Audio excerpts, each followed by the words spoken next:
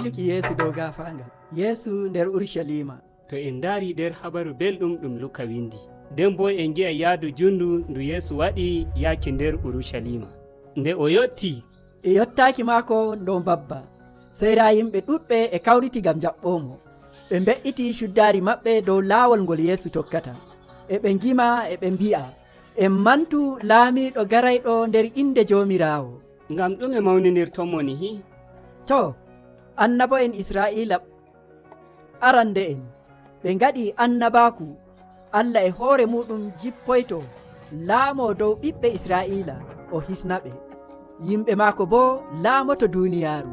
Nde ɗuɗɗum annabo en ngaɗi annabaaku o waray nder Urushalima dow babba, o laamoto nder aadilaaku e jonde jam. Ngam non Yeesu tabbitini alkawal nga'al dow kanko woni on ɗon laamiiɗo mo ɓe mbi'ayno waroway. Ko nde naa fuu yimɓe njaɓi, to ardiiɓe diina e ɓe ngi'a Yeesu jaɓanayɓe laamu maɓɓe. Ngam non ɓe nanaayi belɗum. Yeesu ma e hoore muɗum nanaayi belɗum. O nani nawɗum ɓernde haa ma emo woya dow babba ngan ngam ciya hoolaare maɓɓe. Ngam ɗume? Ngam Yeesu e yi'a ko warata. Emo andi o jaɓataake o laamiiɗo Israa'iila. Emo andi Israa'iila nyamray yeeso yaaki laawol halkere. Ɓe ngannata e ɓe ngalana, nden ɓe umminay hakkiilo dow laamu Romanko'en. Emo andi ɗum fooɗanayɓe halkere, ngam non ɗum naawimo naa seɗɗa no Israa'iila wonnori. Ɗum umminanimo hakkiilo ko o arti waɗuki nder Urushalima o yahi nder suudu do'aare.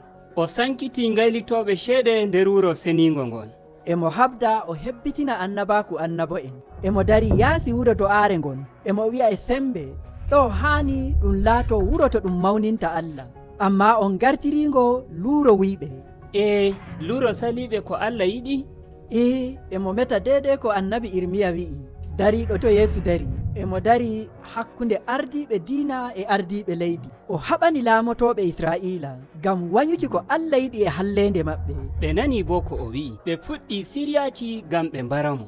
Ɗum bo ɗum hayɗinaayi Yeesu.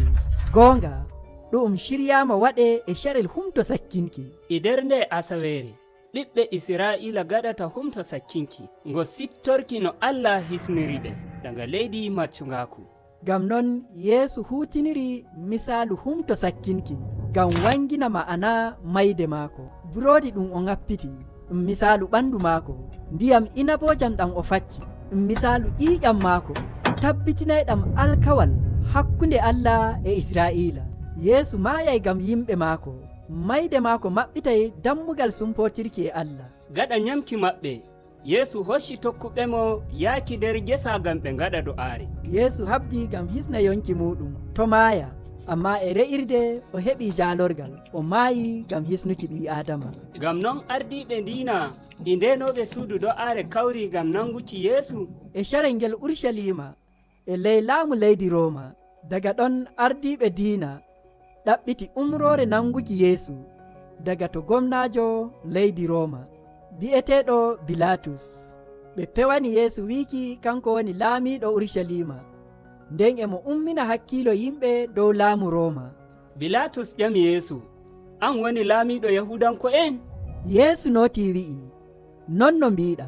Bilatus yi'i Yeesu walaa leyfi kanuɗum o ware. Amma ardiiɓe diina nyamri Yeesu e wiiki Yeesu o kalluɗo. Ngam non ɓe ndarwi no Paalet yoofirta ummaniiɗo laamu Rooma, inde maako Barabbas. E mbattudi Yeesu, ngam non mo walaa leyfi hokkitiraama e mbattudi gooduɗo leyfi. Ngam non Yeesu hoccama e wuyɓe kamɓe ɗiɗo, ɓe mbarama bono gaɓɓe leyfi leydi Rooma mbarirte. Yimɓe ɓen jalimo, to ni a kisnowo, hisnu hoore maɗa nden kisnami. Amma Yeesu holli waywayɓe muɗum yidde haa timmoode nder wuyɓe ɓe ɗum wardatamo. O hokki kammunde to gooto maɓɓe. Mayde Yeesu o waɗi do'aare ngam barayɓe mo. O wi'i, nyaako am yaafanaɓe, ngam ɓe anda ko ɓe ngaɗata. Nden ko toye ñiɓɓi ngam bareteɗo bono mo hakke, bo mo wala hakke.